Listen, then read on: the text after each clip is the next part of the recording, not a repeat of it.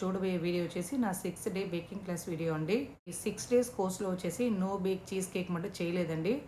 ఈరోజు ఫస్ట్ వెళ్ళింది వచ్చేసి ఈ కేక్ రెడీ చేసేద్దాం. ఏమంటే సెట్ అయ్యేదానికి 3 to 4 hours అవుతుంది. ఫ్రీజర్లో పెడితే ఫ్రిడ్జ్లో పెట్టినామంటే 1 day అవుతుంది అనేసి అన్నారండి. కాబట్టి మేము వెళ్ళింది అన్ని ఇంగ్రీడియంట్స్ మెషర్ చేసి మ్యామ్ ఎత్తుకొని వచ్చి ఇచ్చేసినారు. ఈ కేక్ వచ్చేసి గ్రూప్గా చేసినాము. మ్యామ్ ఏమేం చేయాలా ఏమనేసి స్టెప్ బై స్టెప్గా చెప్పేటప్పుడు కలుపుకుంటూ ఒక్కొక్క ఇంగ్రీడియంట్స్ యాడ్ చేస్తూ ఉన్నామండి. లాస్ట్లో వచ్చేసి జెలటిన్ యాడ్ చేసినారు. ఈ నో బేక్ చీజ్ కేక్కి రెసిపీ వచ్చేసి ఫస్ట్ లేయరు బిస్కెట్ని క్రంబల్ చేసి అందులో బటర్ యాడ్ చేసినారండి. యాడ్ చేసి బాగా కలుపుకొని ఒక లేయర్ వచ్చేసి బిస్కెట్ యాడ్ చేసిన తర్వాత బౌల్లో క్రీము, దాని తర్వాత చీజ్ బాగా బీట్ చేసిన తర్వాత ఫ్లేవర్ యాడ్ చేసి దాని తర్వాత లాస్ట్లో వచ్చేసి జెలటిన్ యాడ్ చేసి బాగా కలుపుకోవాలండి. ఈ కేక్ వచ్చేసి సెట్ అయ్యేదానికి ఓవర్ నైట్ పడుతుంది. ఫ్రీజర్లో పెట్టి చూద్దాం అనేసి అన్నారు. దాని తర్వాత కేక్ అంతా రెడీ అయిపోయినాక మ్యామ్ తీసుకొని వెళ్ళి ఫ్రీజర్లో పెట్టినారండి. ఇంకొక విషయం అండి, బేకింగ్ క్లాస్లో 6 daysకి వచ్చేసి గవర్నమెంట్ సర్టిఫికేట్ ఇస్తారండి. 6 daysకు లేదంటే 14 daysకి ఈ 2 కోర్స్కు మటు గవర్నమెంట్ సర్టిఫికేట్ ఉందండి. 3 daysకు 1 day కంతా లేదు. నెక్స్ట్ రెసిపీ మనం ఈరోజు చూడబోయేది వచ్చేసి బ్రెడ్ అండ్ బన్స్ అండి. బ్రెడ్ అండ్ బన్స్ చేసేదానికి ఒకే ఒక మాస్టర్ డో. ఆ మాస్టర్ డోలో ఎలా కలుపుకోవాలా, ఏమేమి యాడ్ చేయాలా, ఇన్స్టెంట్ ఈస్ట్ యాడ్ చేయాలా లేదా అనేసి ఆ ఫుల్ డీటెయిల్ చెప్పేసినాక ప్రాసెస్ స్టార్ట్ చేసినారండి. మాస్టర్ డోలో చేయబోయే రెసిపీ వచ్చేసి శాండ్విచ్ బన్ అండి. దాని తర్వాత Korean cheese bun, garlic bread అండి, focaccia, coconut buns and pav buns అండి. ఫొకాషియా అనే నేమ్ వచ్చేసి నేను ఫస్టే ఇప్పుడు వింటున్నానండి, ఈ వరకు వినింది లేదు. ఈ 5 రకాల రెసిపీ ఈరోజు ఈ ఒకే మాస్టర్ డో పెట్టి ఎలా చేసేదని చెప్పి చూద్దాం. డో కలిపేదానికి ఫస్ట్ ఆయన ర్యాండమ్గా కలుపుకునేసి అందరూ కొద్ది కొద్దిగా ఇచ్చేసినారండి. దీన్ని వచ్చేసి మీరు బాగా సాఫ్ట్గా కలపాలా, చాలా సాఫ్ట్గా కలిపితేనే మీకు పర్ఫెక్ట్గా వస్తుంది అని అన్నారు. మేము కలిపిన డోలో నుంచి కొద్దిగా తీసి ఇలా చెక్ చేసినారండి.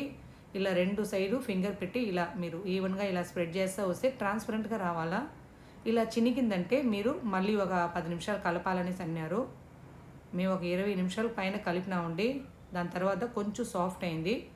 దాని తర్వాత ఆయన అందరూ చేరుండే పిండి తీసుకొని జాయిన్ చేసి ఆయన ఒక 10 నిమిషాలు ఇలా బాగా కలుపుకున్నారు. కలిపిన తర్వాత మళ్ళీ కొద్దిగా ఇచ్చినారండి, చెక్ చేసి చూడండి అని. మేము కలిపిన దానికి ఆయన కలిపిన దానికి చాలా డిఫరెంట్ అండి. తాకితేనే సాఫ్ట్గా, అంత సాఫ్ట్గా ఉండింది.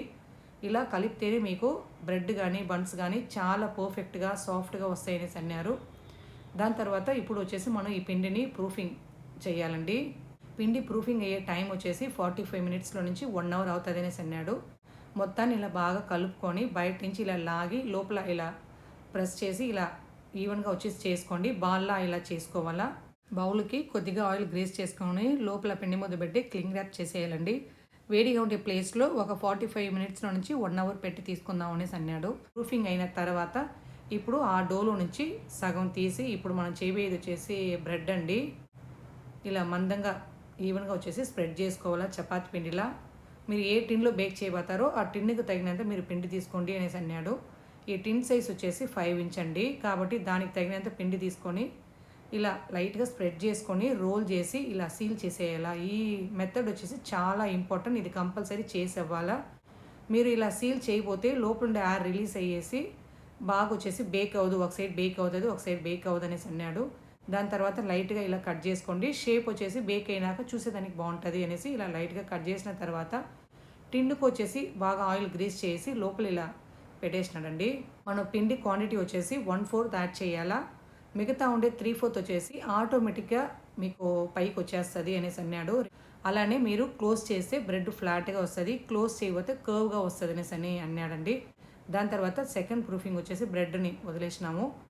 ఈ రెసిపీ వచ్చేసి కోకోనట్ బన్ అండి. కోకోనట్ బన్ అందరూ బేకరీస్లో తిని ఉంటాము, చాలా బాగుంటుంది.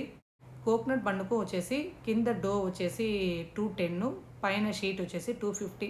2 డోని సపరేట్గా ఇలా చపాతీలా వచ్చేసి మనం స్ప్రెడ్ చేసుకొని ఒక డో వచ్చేసి కింద పెట్టి ఫుల్గా మనం స్టఫింగ్ యాడ్ చేసుకొని పైన లేయర్ని ఇలా పెద్దదిగా చేసుకొని యాడ్ చేసి లైట్గా ఇలా మీరు టర్న్ చేసుకొని దాని తర్వాత ఇలా స్పైరల్గా మర్చుకోండి. ఈ ప్రాసెస్ వచ్చి కంపల్సరీ చేయాలా.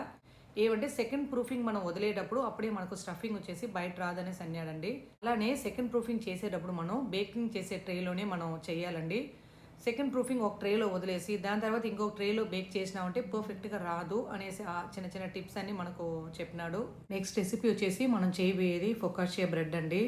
ఆ డోను వచ్చేసి ఫస్ట్ ప్రూఫింగ్ అయినాక సెకండ్ ప్రూఫింగ్ చేయాలండి. కాబట్టి ఈ ట్రేకి తగినంత డో తీసుకొని వచ్చి వాళ్ళు ఇచ్చేసినారండి. ఈ టిన్కి తగినంత మీరు బాగా స్ప్రెడ్ చేసుకొని టిన్నుకు ఫుల్గా వచ్చేసి ఆయిల్ అప్లై చేసి లోపల ఇలా మీరు ప్లేస్ చేసేయండి అనేసి అన్నాడు. మేము చపాతీ కర్ర పెట్టి ఈ విధంగా స్ప్రెడ్ చేసి లోపల పెట్టేసినామండి. అంత లోపల సెకండ్ ప్రూఫింగ్ అయిపోయింది అనేసి కోకోనట్ బన్ను చూపించినాడండి. సెకండ్ ప్రూఫింగ్ అయిపోయింది. ఇంక మీట వచ్చేసి దాన్ని బేక్ చేయాలా.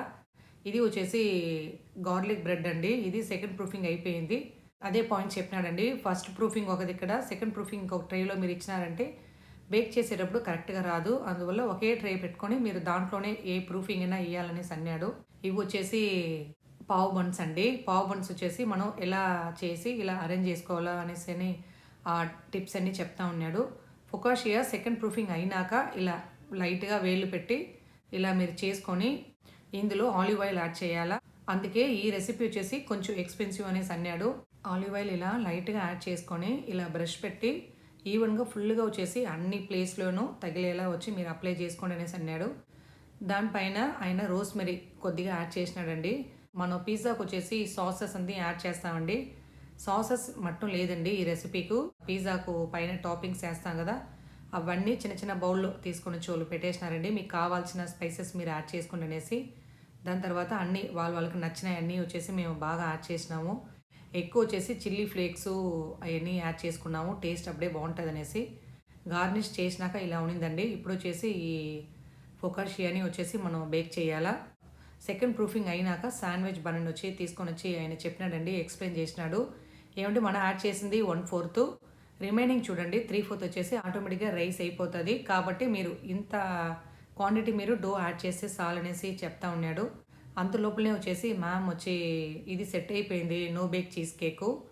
ఇది మీరు ఇంటికి తీసుకొని వెళ్ళినారంటే ఫుల్గా మెల్ట్ అయిపోతుంది. కాబట్టి ఏనే మీరు తినేయండి అనేసి స్లైస్ వేసినారు. ఆ రోజు వచ్చేసి కిర్తికకు మళ్ళీ దాని తర్వాత అమావాస్య మాట నేను నాన్ వెజ్ తీసుకోనండి. ఏమంటే ఆ కేక్లో వచ్చేసి మనం ఎగ్ యాడ్ చేసినాము కాబట్టి నేను తీసుకోలేదు. అందరూ తినేసి చాలా బాగుంది, ఐస్ క్రీమ్ కేక్లోనే ఉనింది అనేసి అని చెప్తా ఉన్నారు. కోకోనట్ బన్ను రెడీ అయిపోయింది అనేసి కోకోనట్ బన్ తీసుకొని వచ్చి ఎలా మనం బేక్ అయిపోయినాక చెక్ చేసి చూడాలనేసి చెక్ చేసి చూపించినాడండి. దాని తర్వాత బటర్ వాష్ చేసినారు.